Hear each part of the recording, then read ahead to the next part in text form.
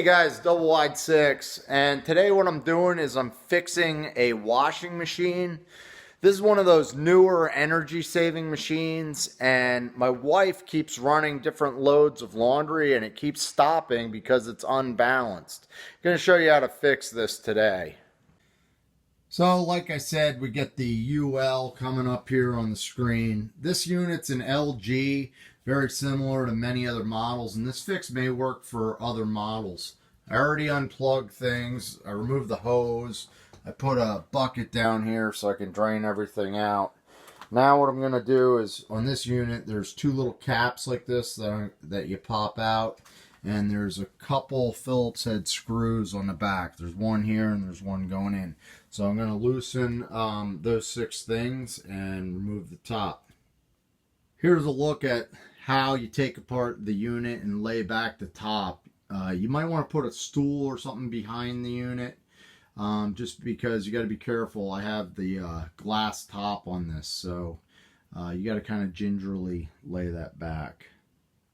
So here's what the unit looks like with the lid popped off, and here's the issue. When this tank starts moving around and getting off balance, it moves too much. So I was looking in here the other day and I figured that there was a sensor or something that determined if it was out of balance. But I did some reading online and it turns out that sensor is built into the control board. The control board's up here, and from what I read online, you can replace the control board and fix this problem. But I was thinking if I could stop the tank from moving so much, it would prevent the balance mechanism from stopping it.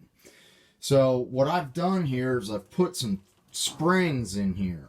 Tied a spring from here onto this attachment point. Maybe you could see it a little bit better up front. So there's a spring there, and these are pretty heavy duty springs. I'll put a link down in the description where you can get springs if you want to do that. You can also, from what I read, make sure that these shock absorbers are oiled and working well, because there's been some people that said greasing those up or replacing the shock absorbers will prevent the problem.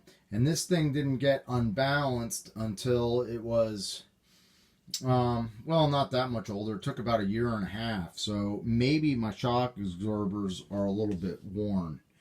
But anyhow, I'm just going to hook up a spring here. We'll show you how it's done. So here's what the springs look like. And you can see they're pretty good sized springs. You got to start by opening them up a little bit on each end,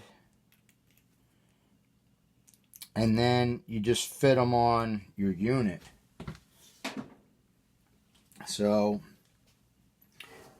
I put this on this way and then get the bottom to hook on there, and then just pull this up through here, and that's good even pressure.